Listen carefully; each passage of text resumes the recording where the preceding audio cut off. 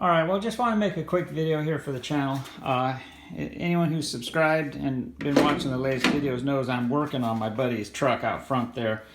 We're in the garage at the moment here, but I've got his grill in the bed of my truck.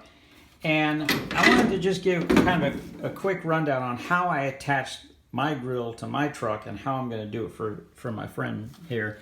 So kind of one of the banes of existence for Toyota pickup truck owners 1989 to 95 is this silly attaching mechanism that Toyota uses. And it kind of uses a little clip affair, which is a nightmare to deal with. The only thing I can figure is that it speeds up installation of the car on the line, but you can kind of see, you know, they break off after a while, and it's just kind of a hokey system. My buddy had this grill attached with wire ties, and I did as well on my truck for a while when I first got it. If we go over here, we can kind of see and kind of show you a little bit of how I've approached the problem. It's a little bit difficult to see, but you can kind of peek in there. So what I did was I cut off the ears of that tab, but I left enough to index into the hole in the body. And then, you can kind of see it here better. And then I took an M6 button head bolt, and I'll show those in a second. And then I drilled, I think it was a 1/4 inch or slightly larger hole to allow that bolt to go through. And then I just captured it, and you can kind of see, let's see here if we got a good example of this somewhere. And it's kind of hard to see because of the way the truck is oriented, but if you look, let's see here, where's one of these? Oh yeah, okay, let me get in here. So if you look, I just caught it on the other side with a kind of a fender washer and a flange stainless steel M6 nut. And so what that does is that really pulls the grill in perfectly tight.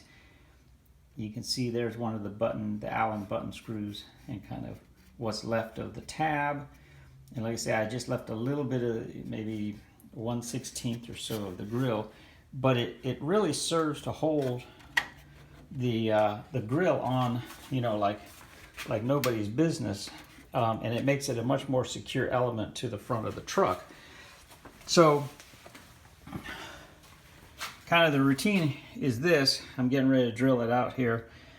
You got to get yourself some stainless steel, kind of slightly larger than normal fender washers for 6mm hardware. And then you got to get some different button cap screws, bolts rather. And these are probably going to be 3/16 stainless, maybe 18/8 or whatever, 8/18. And so it takes 11, if I'm not mistaken, bolts. And there's really no reason for the various sizes here other than that's just what I happen to have available to me. But I think either one of these sizes will work okay.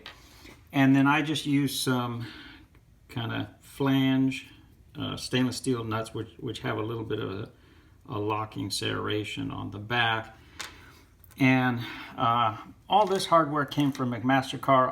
I'll see if I can dig up some of the original kind of links for the stuff I bought. You know, I'll measure these. I'm going to guess these are probably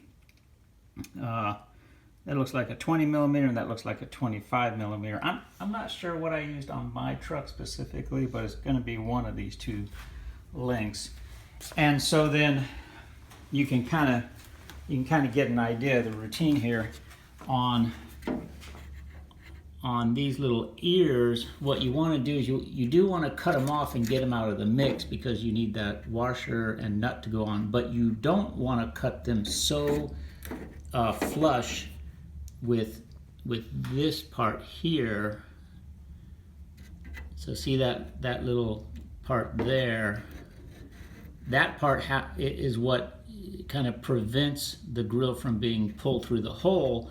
And then because these ears do go in the hole, and you want some amount of indexing against the body, you don't want to shave these off flush with that little ridge. What you want to do is you want to cut the ear off, but just leave, like I say, probably, yeah, you know, whatever the thickness of the body is. So the body's probably going to be, you know, the body's probably going to be 16 gauge, which I think is 65 thousandths thickness, or maybe it's 18 gauge. Whatever it is, you want to leave about a millimeter and a half or around a 1/16 of an inch, so that what's left of the ear just barely is poking through the body, but it doesn't interfere, you know, with pulling down the washer. And that will really produce a phenomenally secure kind of fit for your front grille. And like I say, I did that on my truck, and I was really happy with how that turned out. It holds the grill on perfectly secure, and there's no vibration, you know, no nothing. So just wanted to pass that along. I'll try to dig up some of those links and put them in the description of the video, and depending on what length of the stainless steel bolts, the M6 hardware that I actually use for my buddy's truck, I'll make a note about that as well. So, okay, well, hope you enjoyed the video. If you have any questions on anything relating to the grill, feel free to use the comment section below. Thanks for watching.